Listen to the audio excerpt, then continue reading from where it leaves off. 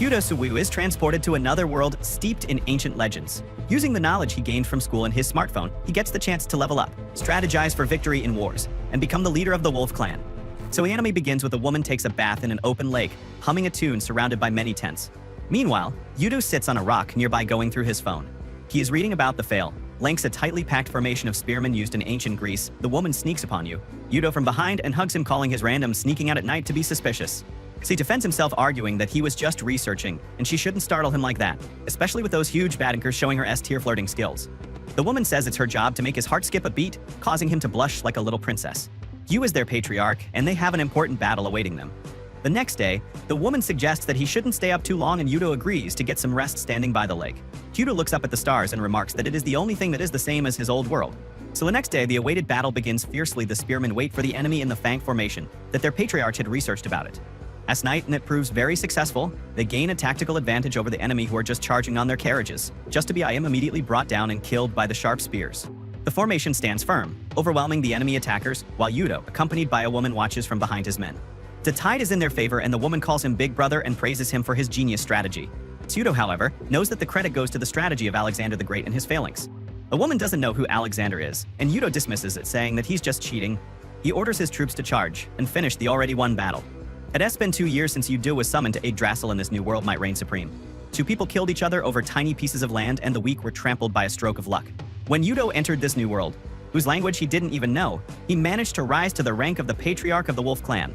Now he is in a position where a single order of his can determines the life and death of a man lost in these thoughts. Yudo almost gets shot by an enemy arrow, but he is saved by the woman on his side named Felicia and Ein-Harar. The arrow was shot by the Horn Clan Ein-Harar, and it was just the beginning.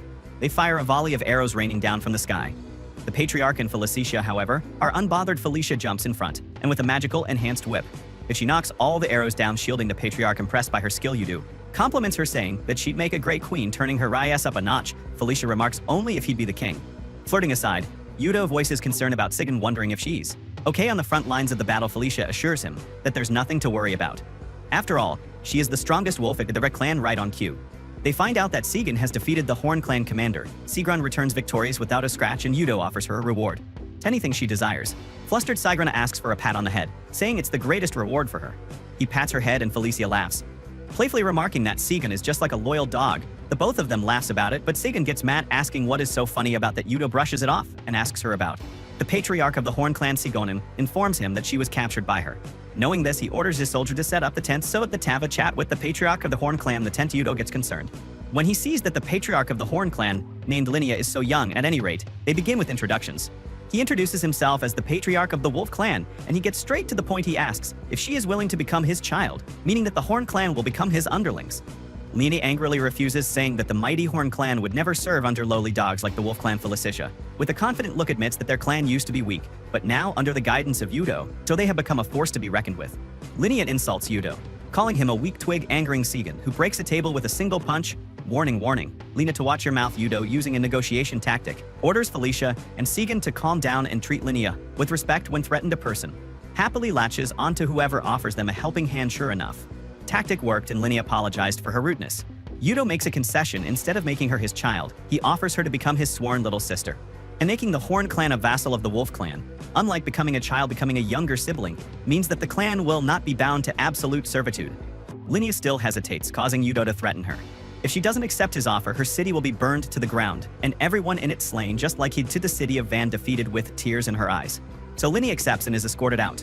The moment Linnea leaves their camp, Yudo sighs with exhaustion as he falls down his throne. The 2 girls are really concerned about his health, but Yudo tells them that he is just tired. Sigan refuses to believe that a kind guy like him could destroy the city of Van. Yudo insists that he isn't kind, just naive and soft. However, he reveals that what happened to the city of Van was just a story spread by him to develop a firm reputation, and besides, having a story like that can limit future bloodshed. Felicia, with her huge jugs, hugs him and comforts him, saying it's the least she can do since she is the one who summoned him to their world. Yudo finds her massive honkers a bit too comforting and thanks her. They return home to their city, welcomed with cheers of the people. He rushes to his palace, but his uncles stop him on the way. They congratulate him for the victory, stating that the reason he was able to win was because of their prayers to their goddess. So as he gets irritated and tries to leave, but with their arrogant tone, they tell him that it's really rude the way he is behaving and demands that they be respected as they are. The brothers of the previous patriarch. Yudo gets more annoyed, but Felicia handles the situation.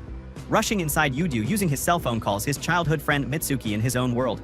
Glad that he's okay and returns safely from the battle, Mitsuki asks if he has found a way to return to his original world. But Yudo sadly says no, but with a sad look. Mitsuki expresses hope that he will surely find a way one day, saying that she'll be waiting for him. Felicia witnesses everything, and she gets really jealous of his childhood friend later at night. Yudo lays down to rest, and he thinks to himself that IG Dressel is probably in the same world where Yudo came from, but way back in the past in the Bronze Era. And he is sure that it is the same world, because the position of the stars is exactly the same from his own world. The next morning, Yudo wakes up to Felicia and Segan, who brought him breakfast thanks to Yudo and his smartphone. He used his knowledge of history to bring advancements to the Wolf Clan. Because of this, they have bread and iron weapons before breakfast. However, Felicia is in the mood to break the bed. Instead, she points to Yuto's morning wood and offers to clean his pipes. Saigon scolds her for being a pervert, but Felicia easily convinces her to join in too. Damn, it should have been me. But like your everyday cockless mech, he rejects their offer, telling them that he is more hungry than horny right now, so as he eats his breakfast. He tells them since they're going to take the Horn Clan under their wing, they all have to supply them with iron weapons. Yudo decides to visit Ingrid, the clan's master blacksmith, as they reach there. They laugh at how flustered Ingrid gets when trying to be polite to Yudo. Felicia calms her down, saying that Ingrid doesn't have to be so polite when she's alone with Yudo. The moment Ingrid hears about being alone with Yudo, she imagines sucking his sword instead. At any rate, Yudo assigns her the task of making more weapons, telling her that Horn Clan's patriarch will soon become his sister, and he pats her shoulder, stating that he will be counting on her to make more iron weapons for them. As well, the ritual Chalice of Allegiance takes place to officially make Linnea the little sister of Yudo and Yggdrasil. Everyone makes an oath with the patriarch in order to become a younger sibling or a child. A holy ritual called the Oath of Allegiance, and the ties created through it are stronger than the bonds of blood. By doing this, Yudo intends to rid the Wolf Clan of all opposition to bring peace and find a way to return home without worry. Afterward, Linnea pleads with Yudo to treat the Horn Clan with kindness, bowing her head to him. Yudo pats her head and assures her that he will do so. Suddenly, Felicia rushes with some concerning news. One of the largest clans, the Hoof Clan, has started invading the Horn Clan with an army of 10,000 men and has captured a fort on the border. Declaring it an emergency, Yudo decides that they must immediately go to Horn Clan. His council, especially his uncles, try to oppose the decision, saying that they don't owe anything to the Horn Clan. After all, they only shared the oath just a moments ago. His annoying uncle further adds, telling him that the Horn Clan were always their rivals. They should have just made them their slaves instead of making them their sibling. The council then tells him that his decision was unwise, and they understand, since he is very young after all. Yudo gets really angry, punching the table, and calls them idiots, yelling that not helping the Horn Clan would break the oath and ruin the Wolf Clan's reputation. His decision is final, and they will help Linnea and her clan at the Hof Clan battle camp. But their patriarch goes over his strategy, pleased with the outcome of the invasion by his calculations. And the Horn Clan will be conquered soon. So musings are interrupted by sirens indicating that the camp has been attacked by the enemies. The arrogant patriarch doesn't consider it a threat, thinking that the Horn Clan is foolishly marching to its own death, walking outside. He is shocked to see that the attacking army consists only of cavalry, with a few numbers of soldier led by Segan, as she masterfully breaks through the H clan's defense, stabbing the soldiers with her spear. The patriarch can't believe how effective the attacking force is fighting on horseback. Considering it impossible, he commands his men to calm down, as despite using strange tactics, the attackers are few in number. Sigrun, having done sufficient damage, orders her men to retreat as their job. There is done this really angers the patriarch, as he thinks that they are just mocking him at the castle of the Horn Clan. Linnea gets the reports on Sigrun's accomplishments. The Hoof Clan is in shock and disarray. Linnea can't help but be impressed that Saigon managed to outwit and overwhelm the forces of Invi, the patriarch of the H clan. She thinks back to how Yo stood up for her in front of the Wolf Clan Council and ordered Segan to start the attack with a Mongol formation. While the main forces were prepared, he tells Ingrid to show Linnea the saddles that made the horse combat effective, and he ordered Linnea to return to the Horn Clan and prepare for the battle. So thoughts are interrupted when she is informed that the Wolf army has arrived, excited to see Yudo.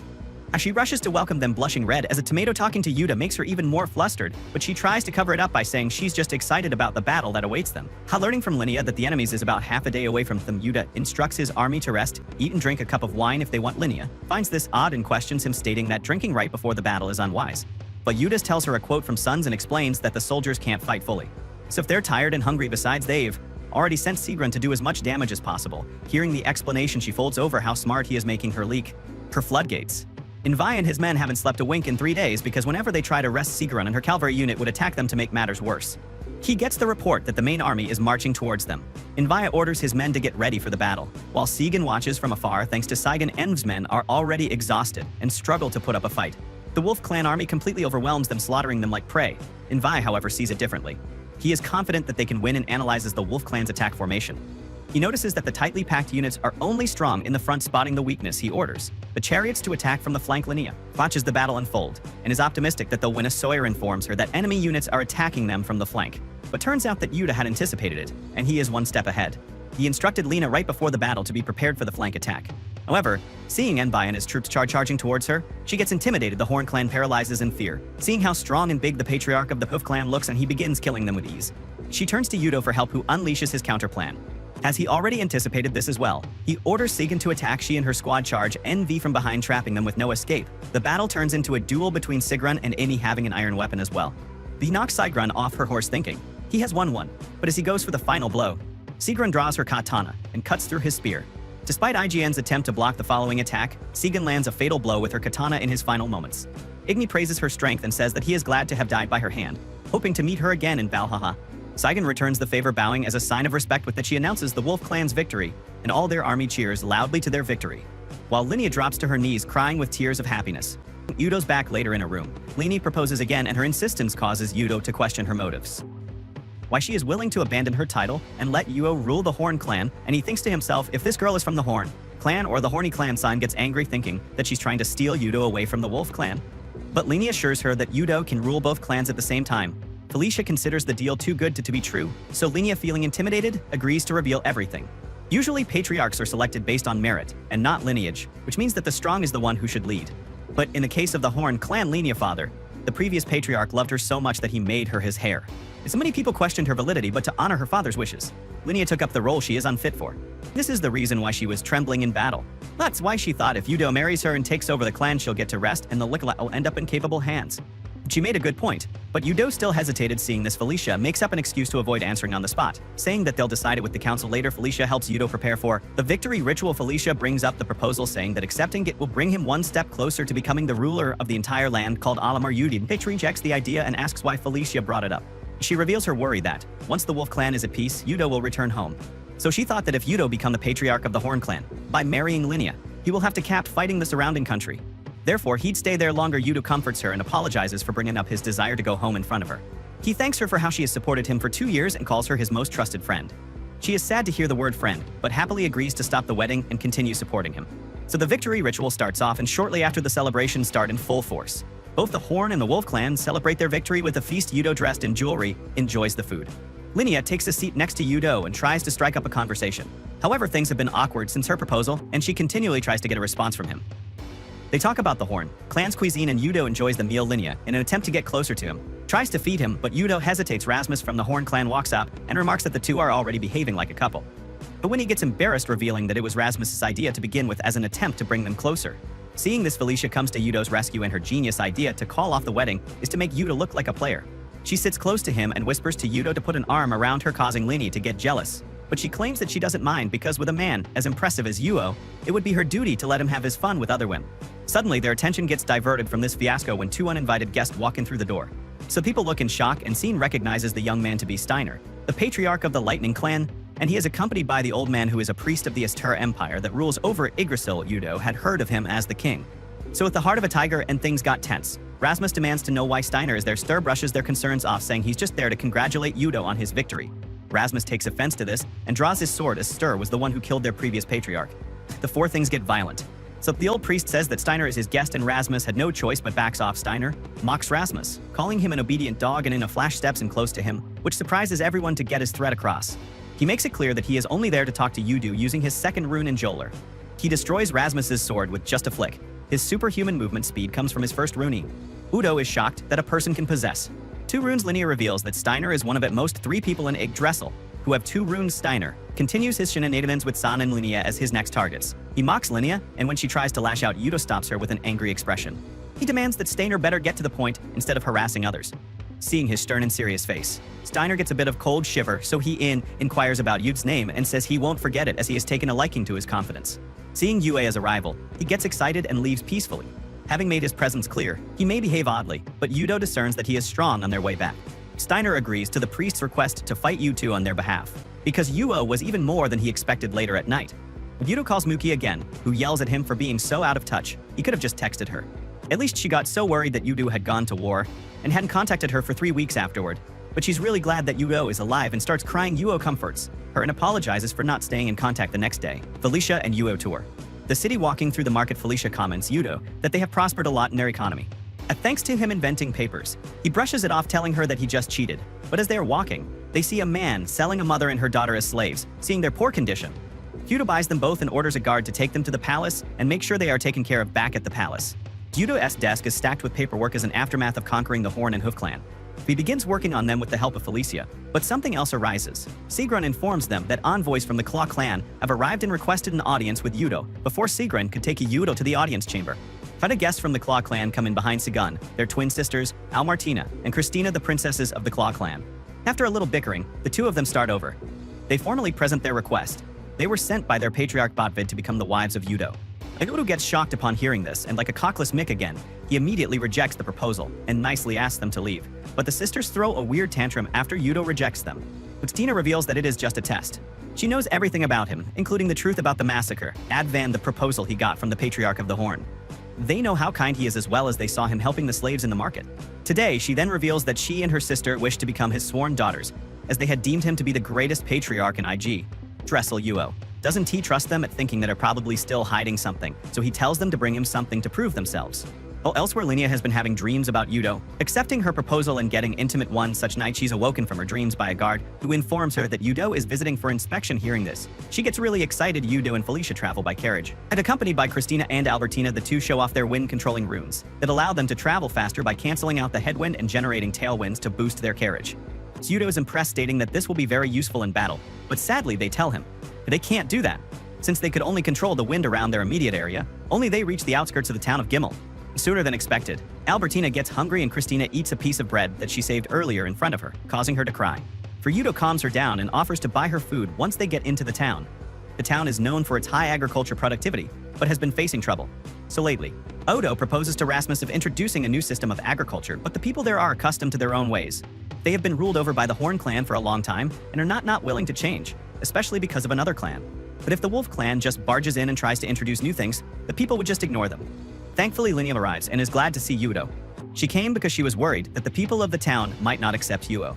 So the second reason for her visit was to get an answer to her proposal, but sadly she gets shocked instead to find out from Felicia the Claw clan has also proposed. Just then, the twin barges in and introduces themselves. Linnea ignores them and tells Yudo that her clan is more powerful than theirs and he should choose them. So the twin tries to start a fight, but Yudo brushes it off, asking Linnea about the problem in her town. Hearing her concern, Yudo tells her about the Norfolk crop rotation that he is trying to introduce. He explains that by planting different crops in a set order, the efficiency will increase. Hearing that the productivity could be increased, Leah immediately asks for the details, and she was able to convince the townsfolk to try out the new method. The plantation could start in a day, but Yudo had to promise to take care of the town in case of a bad harvest. She visits him in his room, and upon entering drops her clothes. Yudo, the cockless idiot, just stands there in shock, and Linnea hugs him, asking him to be intimate for a moment. He almost pulls her close, but then thinking about Mitsuki, he pushes Lin away after his stern rejection. Linnea asks why Yudo keeps pushing her away, seeing her disheartened. He tries to cover it up by saying that he has responsibilities as the patriarch of the Wolf clan, but that is a lie. So Linnea starts doubting her beauty, and Yudo sees no other way than to tell her the truth. Bashing his head into a wall, claiming that it clears his head, Yudo explains that his heart belongs to another, and he don't want to betray her. Felicia eavesdrops on them, listening to the entire conversation. While Lena struggles to grasp the truth, Yudo tells her that he is from another world thousands of years in the future. So Linnea connects the dots and realizes that the revolutionary technology that Yudo has been introducing is from the future. Linnea understands Yudo's love for Mitsuki, but still objects to the idea of him returning to his original world. She raises concern that without him there will be nobody fit to rule the Horn clan, calling herself a useless phony leeching off of her father's legacy. She continues to berate herself. Despite Yudo's insistence that she is a worthy ruler, Yudo manages to change her mind, convincing her that a great ruler makes many mistakes, but learns from them. So Linnea shouldn't beat herself over a single mistake. He promises to help her through the way. Hearing this, she resolves to not give up, dropping her clothes again. She says she won't give up on Yudo either and tries to push him to the wall. Yudo gets scared, asking her, "Please don't peg me," and is saved by some urgent news. Felicia enters, informing him that the Lightning Clan is preparing for war. They hold a meeting to discuss the matter based on information from the merchants.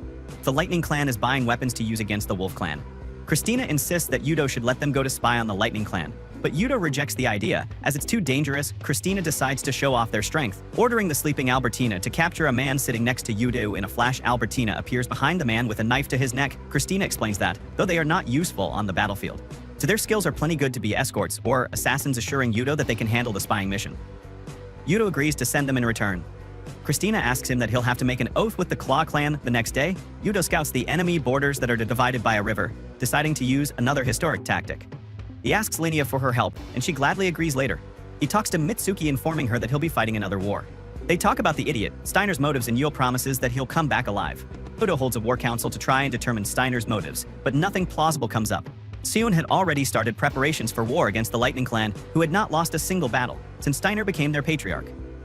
The Lightning Clan strategy is simple brute force, with Stur at the front with his twin runes, while the others continue to list down Steiner's accomplishments. Yudo dismisses them as just the bravery of a fool and vows to never be defeated by them. And meanwhile, Steiner begins marching with his army of 8,000 men, and Christina sends the news through a pigeon. The armies finally face each other, waiting for the other to make the first move. Steiner's advisors tell him to wait till the Wolf army deploys a strategy before charging ahead. First, Steiner, however, considers waiting to be boring and commands his army to attack. The Lightning army's shields are no match for the iron arrowheads, and the advanced crossbows that the Wolf army is using, the arrows pierce through the shields and cause significant damage to the front ranks. However, everything has its disadvantages, and Stur figures out that there is a lag between each shot of the crossbows, so he commands his army to close the distance faster. Yudo adapts and proceeds with the Fang formation. So the formation gives the Wolf army another advantage, but Steiner remains unbothered.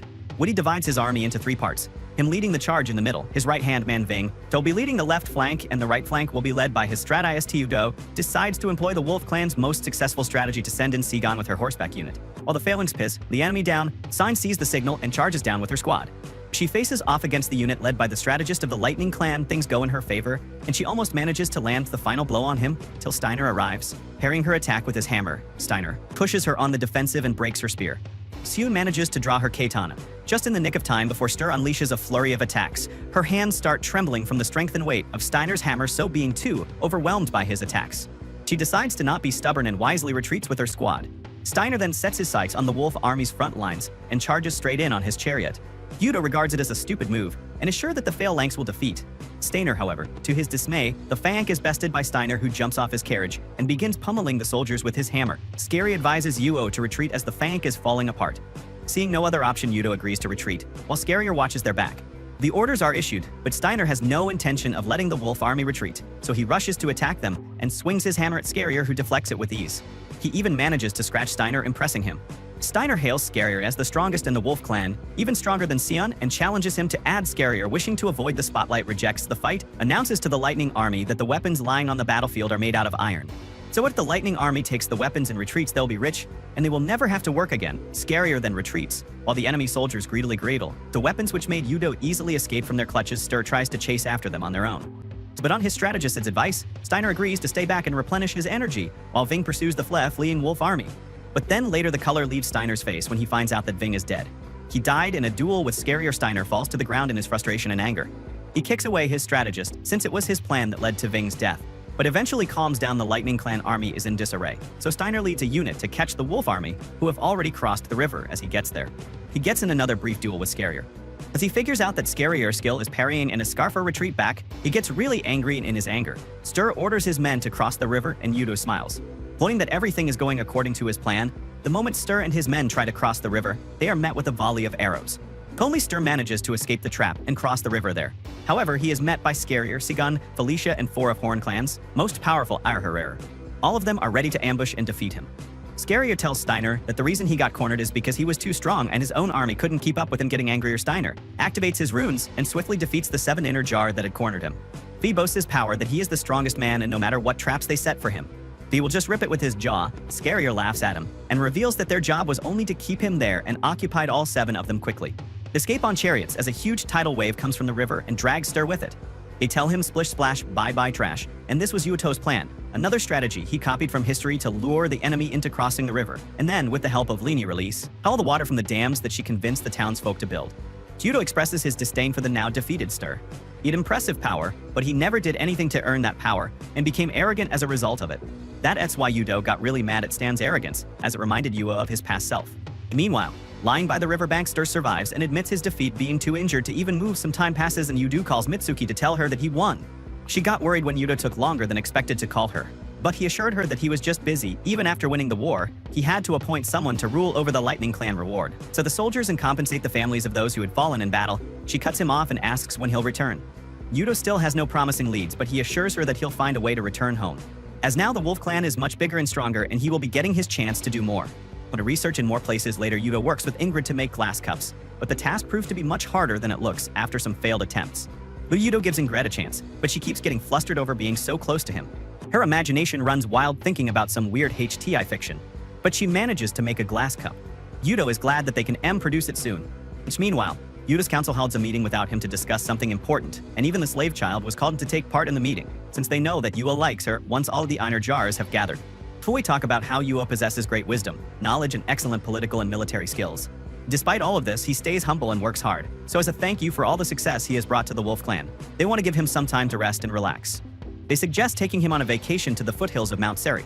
Change of scenery would definitely help him relax, but the idea of getting closer to him on the vacation gets the girls so excited that their demonic Huera sends chills down Mitsuki's spine in the other world.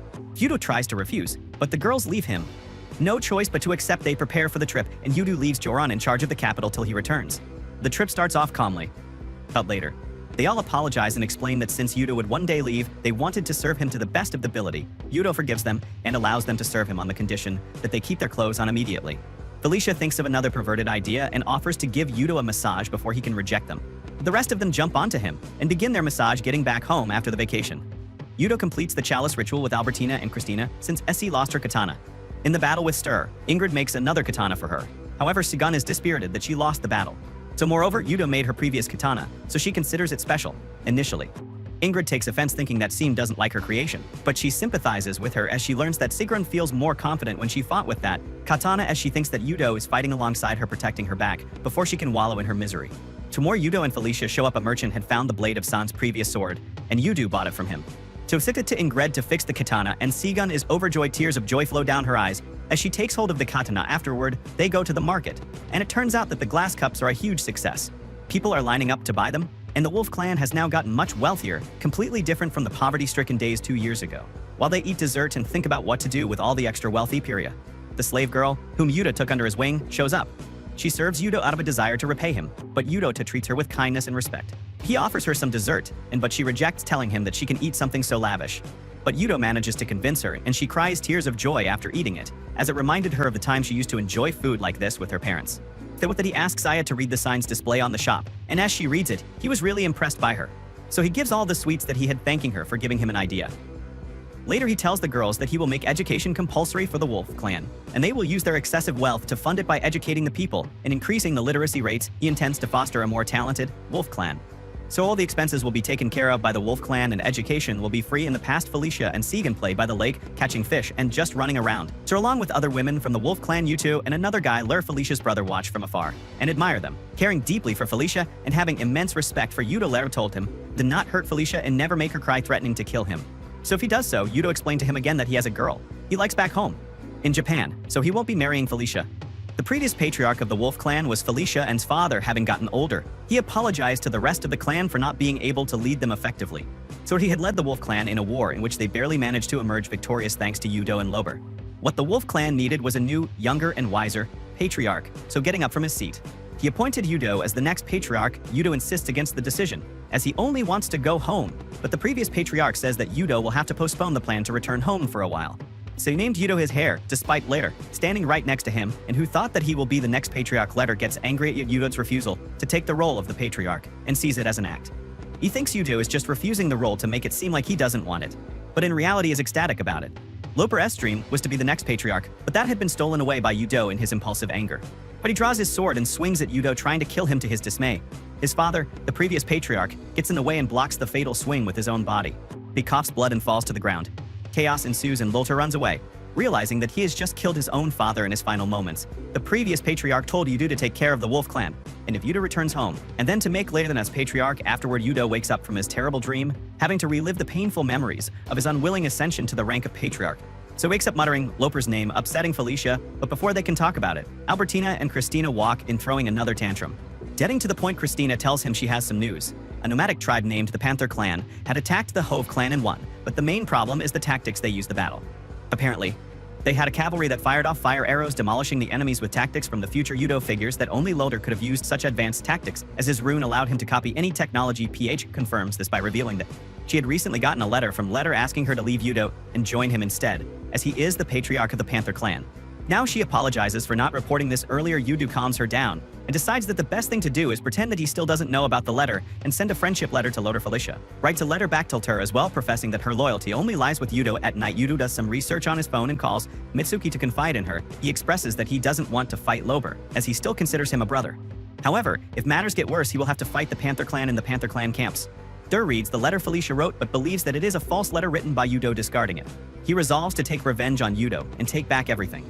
Yudo stole from him the next day. Lara attacks the Horn clan, leaving Yudo choice but to fight back. The Wolf clan readies its army and heads to protect the Horn clan. On the way to the battle they rest, but are ambushed by Panther clan enemies, who are copying the tactics Yudo used earlier to hit and run. So however, the Wolf clan gets the upper hand and causes significant damage to the charging enemies. The Yudo had improved the crossbow strategy to reduce the reload time. The Panther clan retreats, but this was a trap set up by Lober.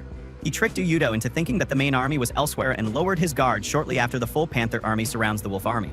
Camp Loader gets very cocky, stating that this will be Yudo's end, but to his dismay, Yudo orders his soldiers to use the war carriages to barricade themselves. So the carriages were made out of iron and making an iron wall around themselves. They easily mow down the charging enemies from inside the wall. Using arrows, Yu had predicted that Lober will try to surround him with a huge cavalry force, as he knows about Yudo's tactics. So that's why Yudo came up with this countermeasure. Lober's soldiers gets killed one by one, but he refuses to retreat. Despite his AR army suffering many casualties, he uses the Enherjar woman by his side, Namsigan, telling her to use her runen, and turns the Panther soldiers into berserk, mindless zombies who do not fear death. So they rush down the wall, using their fallen comrades as human shields and break through their wall. Lober confronts Yudo, calling him a fraud.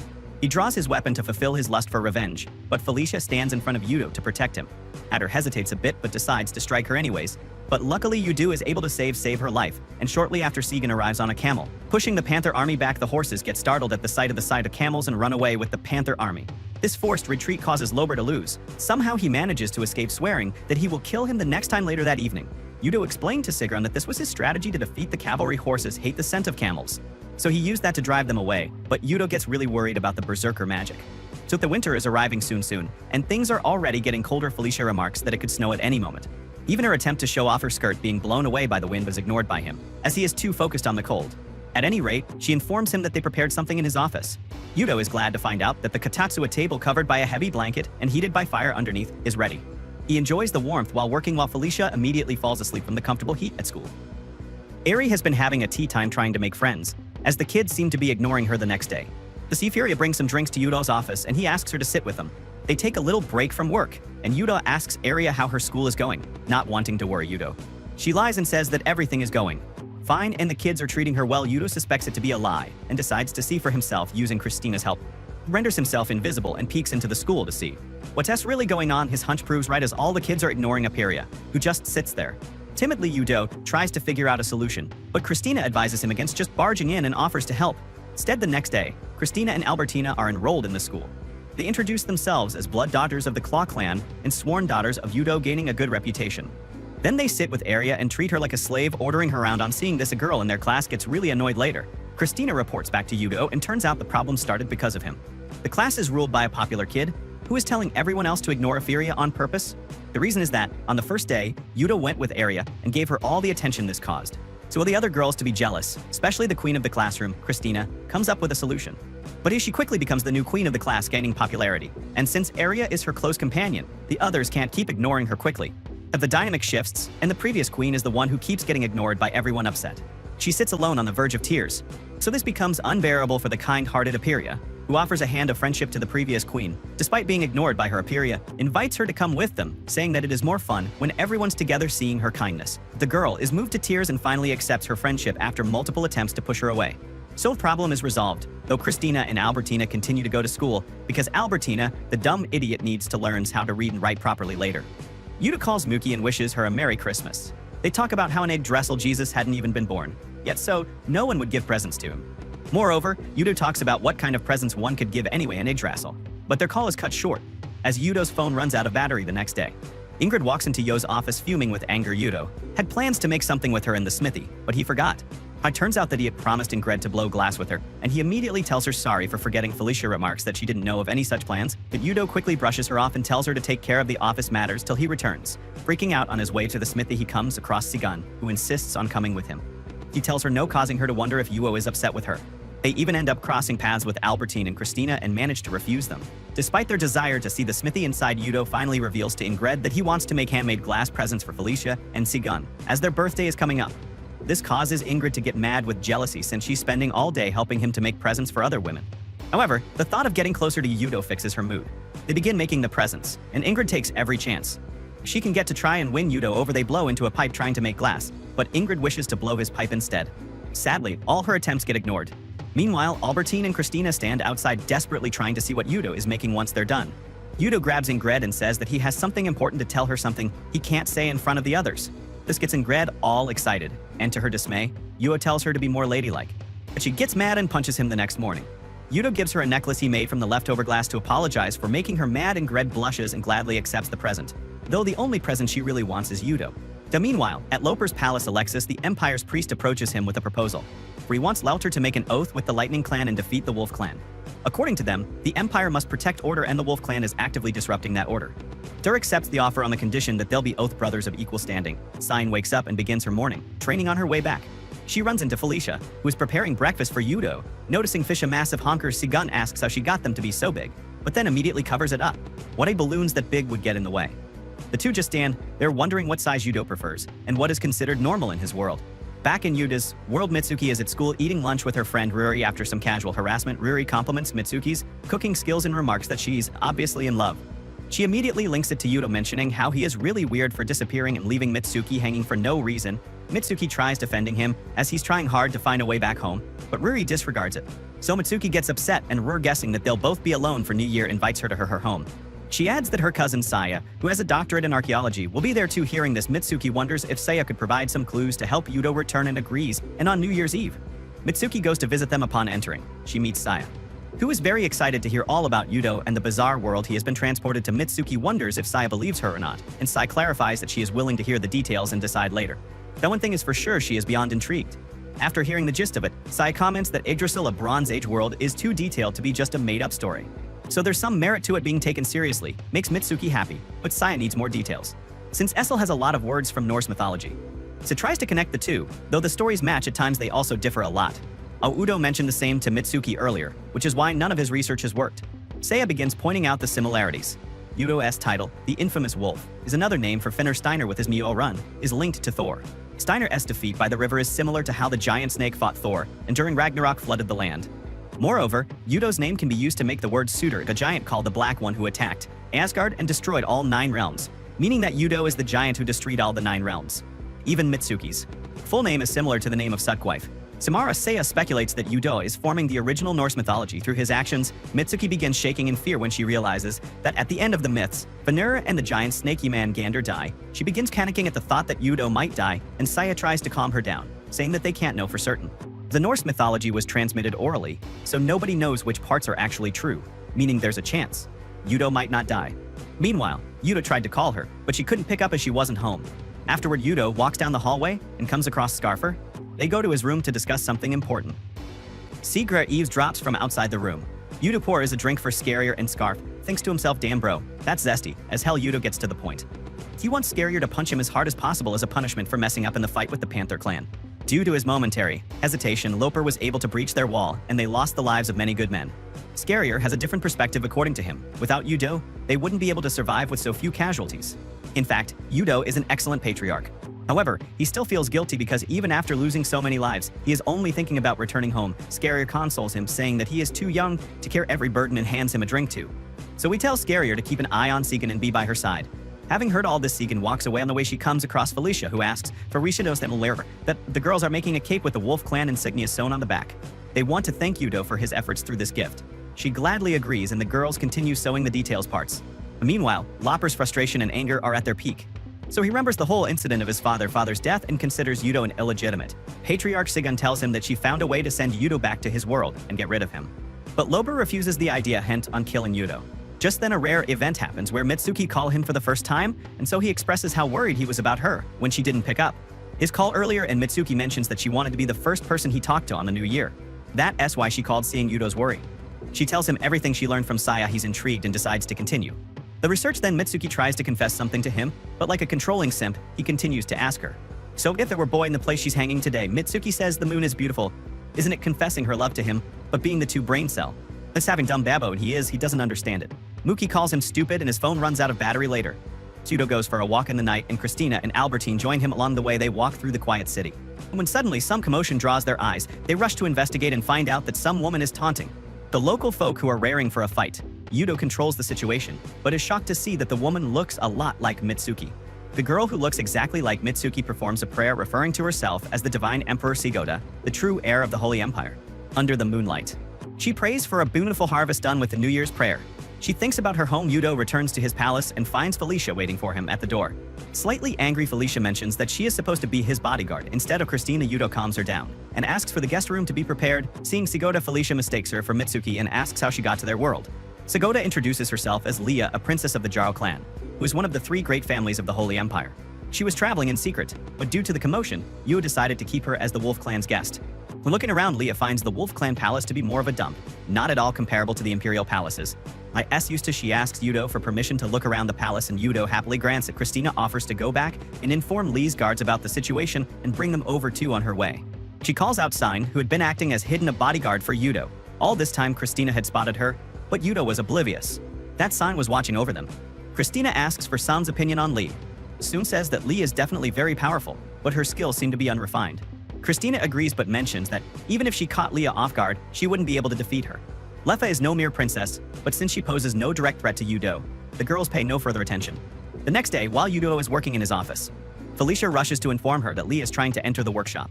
But Yudo runs to the workshop where he finds Lee, arguing with the guards, claiming that Yudo gave her permission to look around. The guards insist that she needs an official pass. Yudo intervenes and explains that the workshop is off limits.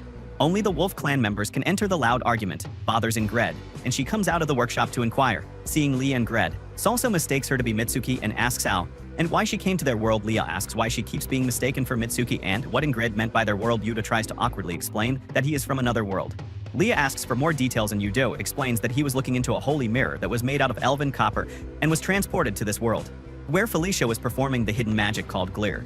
Leah accurately guesses that there is an elven mirror in their world too, saying that the Empire knows the most about divine secret spells and elven copper. Leah might know of a way to send Yudo back home, but first she wants lunch. They have hamburgers and Leaf fangirls like an obese American over how tasty it is, getting to the point. Krulitsa Lebo, he explains that the flames that feeds Lenephilis to someone on her own, as she can sense that she barely has any divine power. Moreover, Leah is one of the strongest magic users in Yggdrasil, but she still doesn't have the power to summon anyone alone. When she sees Yudo doubting her, she shows off some of her power, and with a spell turns Yudo's body really heavy, making him unable to get up. Seeing this, Felicia figures out that Leah is a false identity. She bows down, referring to her with her real name, Kadria, the Divine Emperor, the spell she just cast on Yudo. She can't undo it. Basically, there are 2 types of magic, the internal and external effects.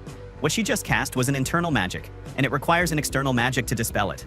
But she can't undo it because she is useless in external magic, though she mentions that Sijin from the Panther clan can easily undo it later. So Yudo calls Mitsuki to tell her everything if he can find a magic user powerful enough to cast the spell Fimbulvet on him. He can return home. So far, only Sijin is powerful enough to cast it. So Yudo has to find someone else. The next day, they have the official ceremony and a New Year toast. Afterward, Felicia gives Yudo the gift all the girls made for him, the embroidered cape and a golden headband. So they have a private party to welcome Lefa and celebrate the new year. Sure enough, the party is a mess. Felicia and Ingrid can't stop drinking. Sigon is eating like a hungry hippo and Albertina is roaming around drunk like a monkey. Leah says she's enjoying the party, but the drunk girls want something else. Off after the parties is over, Christina returns with a concerning report. The Lightning Clan army, led by Stir, has attacked the Wolf Clan. Yudo immediately orders his army to prepare for war. Ikagi apologizes to Leah since he'll be gone to fight the war.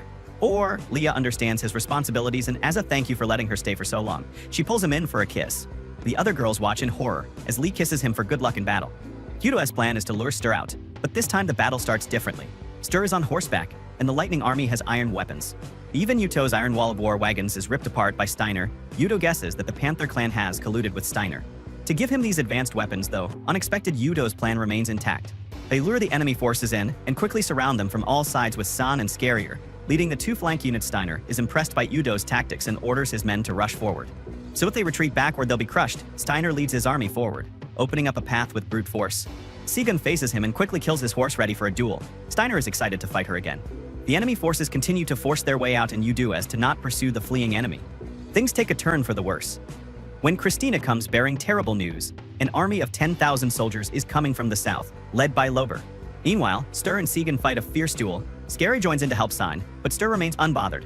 He quickly overwhelms both of them, breaking San's spear. Soika kicks her and goes to land a final blow. Scarier tries to defend her but ends up falling off the cliff. With Scarier taken care of, Stur sets his sight on San. So the situation is dire and he unleashes one mighty blow of his hammer after another. Segan manages to hold her own against him and draws her katana. Though she fights bravely, Steiner simply overpowers her, throwing her around the arena with ease. Their duel is interrupted by Steiner's strategists, who tells him that the Panther army is about to attack the Wolf army any moment now. Steiner doesn't trust Lober, so he decides to wrap up the duel and oversee the attack by himself. Stein, learning that the main army is in danger, refuses to let Steiner just leave and gets back up to fight harder. He mocks her, saying that fighting her is not fun and she'd only end up dead. Like Scarier enraged, San charges headfirst at him. Meanwhile, Udo tries to come up with a strategy. The Wolf army soldiers seem dispirited, wondering if they'll manage to win from the deadly cavalry that's rapidly approaching them. Felicia recommends that they should regroup and retreat. Not all battles can be won, and Christina agrees. So Fugipudo questions if that is the only way left. He voices concern that if they run away now, the enemy forces will swarm them. Their lands will suffer immensely, their soldiers will be killed, and the rest will be sold as slaves. Udo considers the Wolf clan his family, and he can't let his family suffer that fate, though all the strategies he learned through his phone suggest that retreating is indeed the best option. He refuses. Lober is overjoyed, but he manages to outwit Udo despite Udo's trap.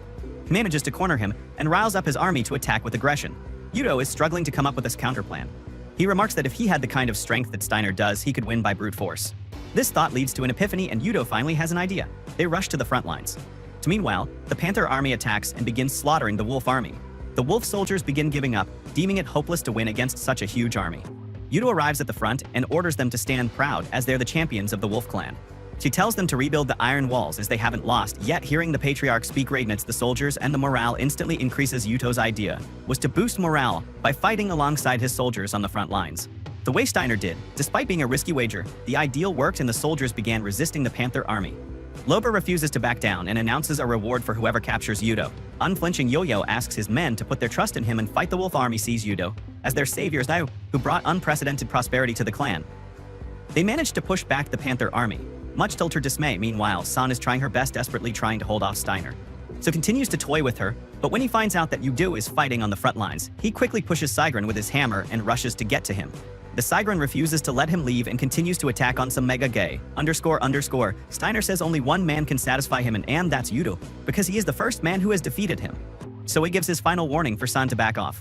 Thinking about Udo, San takes a quick draw stance that Udo taught him, a last-ditch effort to win. Steiner attacks her and knocks the sword into the air.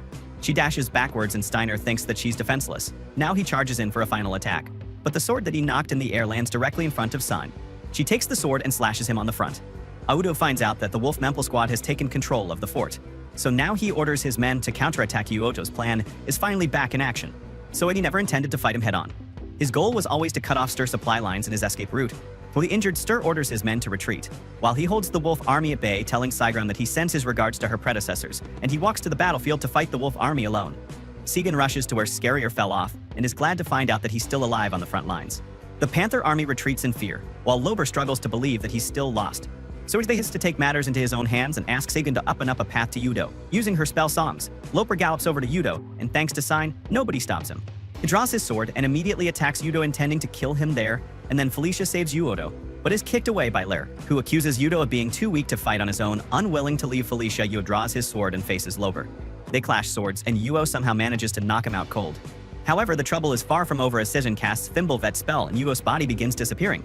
He hands his cell phone to Felicia moments before he completely disappears back to his world, coming home.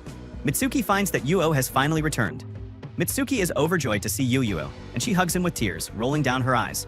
They express how much they missed each other and how glad they were to be finally reunited. Mitsuki questions Udo's sudden surprise, thinking if he was trying to surprise her. This immediately reminds Udo of the situation back in Yggdrasil. He takes Mitsuki's phone and tries to call his phone, the one that Felicia has, but to no avail, as the number is unavailable. Mitsuki gets worried, but he assures her that everything is okay at ease. Mitsuki grabs his face and remarks that after the 2 years they've spent apart, he has gotten more handsome. She welcomes him home, and Udo thinks to himself, can I finally get his stick wet now? Back in Yggdrasil, Lober is fuming that Segun sent Udo back and disobeyed his orders. He had made it clear that he wanted to kill Udo, not send him back. She tries to calm him down by playing the horny wife card, saying that she got worried about his safety and impulsively sent Udo back. Later, walks away focused on getting revenge on the Wolf clan. So now Steiner is just as frustrated to learn of Udo's return. He is informed that the Panther clan now, and intends to attack Fort Gash now that the Wolf clan is not a threat. Naturally, Steiner wants to join the fight but is much less enthusiastic about it. Without Yudo, Felicia tells San about what happened. Saigon released the secret magic that bound Yudo to their world. They decide that the soldiers must not find out as it would leave them. Dispirited, San asks if Felicia can summon him back. Sadly, they don't have the elven mirror. Moreover, Felicia hesitates as Yudo always wished to return back home. Albertino rushes into the room with bad news. The Panther and the Lightning Army are marching again elsewhere. Mitsuki does what every girl boss does and takes Yudo shopping. So they spend an hour looking through clothes to buy for Yudo. All the while, Yudo worries over how expensive they are walking through the mall. Yudo remembers the market of Yggdrasil. He offers to buy Mitsuki a gift as a thank you for putting up with him over the last 3 years. So this quickly backfires as Mitsuki says she wants Yudo to pick out the gift for her. However, she at least specifies that she wants a hair accessory that she can cherish and wear all the time they hold hands and continue their day out. Meanwhile, in Yggdrasil, Felicia and Saigon prepare to face the imminent conflict. Saigon sets out telling Felicia to inform Yudo that she fought bravely till the very end. Christina informs Leah about Yudo's disappearance. The good news is that Leah can bring Yudo back. However, it depends on Yudo's willingness to come back. Linnea is informed that Yudo died in the last fight, but she refuses to believe it, having a mental breakdown. She denies that such a thing could ever happen. Her advisor suggests that they should take this opportunity to take over the Wolf Clan, further angering her. Yudo and Mitsuki go flower viewing in a park. When he looks at the gorgeous scenery and enjoys the meal Mitsuki cooked for him on their way, Mitsuki mentions how hard Yudo worked to help the Wolf Clan, and now he doesn't have to fight anymore. Yudo, however, is worried about everyone in Yggdrasil. Mitsuki's phone rings. It's a call from Yudo's phone, and he quickly accepts it. Felicia talks to him and he finds out that the situation is dire. They lost Fort Gash and barely managed to escape. San is safe but badly injured. She apologizes to Yudo for letting him down, and losing Yua asks if Felicia could summon him back. She replies that Leah can, but they'll respect his wishes. They are ready to put Yude's happiness over the clan, in case he doesn't want to return. Yua needs some time to decide and hangs up the call while San comforts Felicia, leaving them in tears later at night. Mitsuki calls Yudo out to the shrine where it all began. She offers to let Yudo go back to Yggdrasil because she knows what he is thinking. However, he is conflicted as he doesn't want to leave her either. Mitsuki assures him that she'll come with him. Yudo tries to make her realize the gravity of the decision. But if she goes, she won't be able to see her friends again, although that makes Mitsuki sad. She says she'll be Esser without him. She confesses her love for him and her willingness to go with him. So regardless of the consequences, he tries to dissuade her, mentioning how Yggdrasil doesn't have the comforts of the modern world, but she's ready to endure anything for him. Finally, he gives in. He is ready to take her with him, but only on one condition. So he asks Mitsuki to marry him. She gladly agrees and he pulls her close, saying he'll never let her go under the beautiful moon. They share a kiss and they get summoned away to Yggdrasil. Yudo is welcomed back with a bang. The capital is roaring with cheers for him, and in the palace his wife Mitsuki awaits. Along with all the other girls, thanks Felicia for summoning Yudo 3 years ago. Thanks to her, they managed to reach such heights. Thus this anime comes to an end. Stay tuned for the new season's anime. If you enjoyed this video, don't forget to subscribe and activate the notification bell to stay updated with all that's new.